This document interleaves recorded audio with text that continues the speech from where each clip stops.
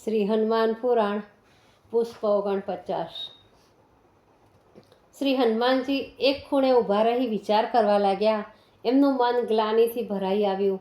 હું બ્રહ્મચારી છું, કોઈ પણ સ્ત્રીનું મોઢું જોવું પડે તો પણ પાપ લાગે। સ્ત્રીનો વિચાર સુદ્ધા સ્વપ્નમાં પણ મારું બ્રહ્મચર્ય વ્રત ખંડિત થઈ જાય। મારાથી કેવું મોટું પાપ થઈ ગયું છે।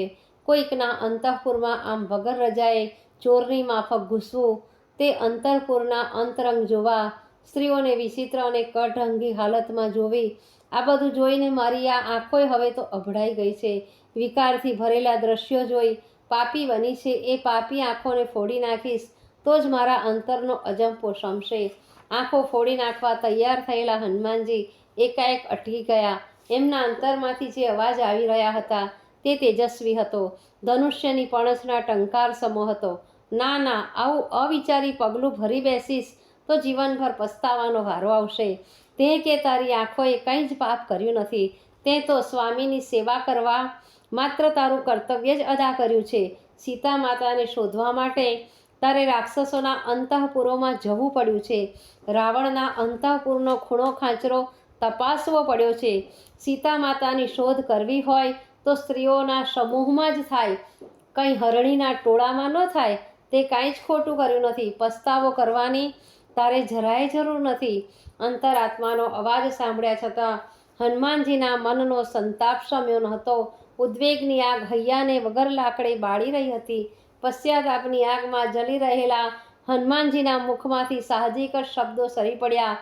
વિકારનું જન્મસ્થાન હૈયું છે, હૈયે એવું હોઠે આવે, મારા આ હૃદયને જ ચીરી નાખું। વ્રત ખંડિત કરીને બેઠેલા વ્રતીને જિંદગી જીવવાનો કોઈ અધિકાર નથી। પોતાનું હૈયું ચીરી નાખવા હનુમાનજીએ પોતાની 10 આંગળીઓના નહોર પોતાની છાતીએ ભીડાવ્યા અને ત્યાં જ જાણે રામજી બોલતા હોય એવો ઓચિંતો સ્વર સંભળાયો, રામ રામ રામ। હનુમાનજી તરત જ બોલી ઉઠ્યા, આ તો મારા આરાધ્ય દેવનું નામ। પણ ત્યાં તો અંતરમાં બેઠેલા રામ જાણે બોલી રહ્યા હોય એવી દેવી વાણી પ્રગટ થઈ, હનુમાન, હત બુદ્ધિ ન બન। તું એ વાત તો ખૂબ જ સારી રીતે જાણે છે કે પાપ ક્રિયામાં નથી હોતું, પાપ તો હોય છે ભાવનામાં।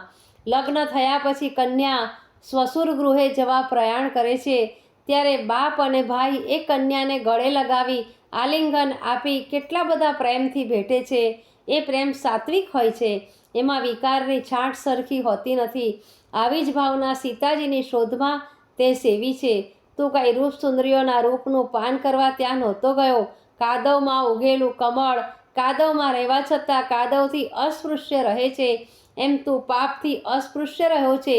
એ જ કમળ મહાદેવને ચડે છે, એ તું કેમ ભૂલી ગયો હનુમાન? અંતરાત્મા દ્વારા પ્રગટેલી રામજીની આ વાણીએ હનુમાનજીનો બધોય સંતાપ સમાવી દીધો।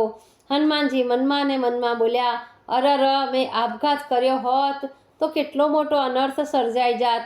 હું તો સેવક છું એ વાત જ હું ભૂલી ગયો હતો। સેવકની પાસે સ્વતંત્ર વિચાર કે ઈચ્છા હોતા જ નથી। સ્વામીની ઈચ્છામાં જ સેવકની સઘળી ઈચ્છાઓ સમાયેલી હોય છે। મારા શરીર પર પણ મારા સ્વામીનો જ અધિકાર છે। એમની અનુમતિ વિના મારા શરીરને પાડી નાખવાનો પણ મને કોઈ જ અધિકાર નથી। મારા સ્વામીનું કામ અધૂરું મૂકીને હું આપઘાત કરું તો મારા જેવો કાયર આ વિશ્વમાં બીજો કોઈ જ ના હોય।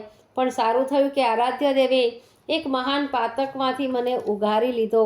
હનુમાનજીએ હવે મક્કમ નિર્ધાર કરી લીધો, સ્વામીનું કામ પૂરું કરવું એ જ અત્યારે તો મારું પરમ કર્તવ્ય છે।